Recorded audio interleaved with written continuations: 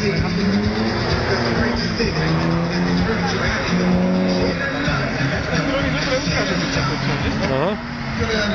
To už ukončíme pomaličky.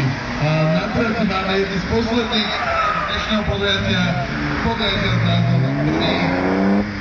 Karolina Rosalava 2010 a Adoslava 2010. Ja verím vám, že sa vám to páčilo, a ešte si vychutnajte záverečné vozidla na štarte. Samozrejme potom príde nejaké to vyhodnotenie, na ktoré budeme potrebovať chvíľočku. No a čo potom? Potom si dáme merik, alebo prípadne dáme si vyhodnotenie a potom pôjdeme domov.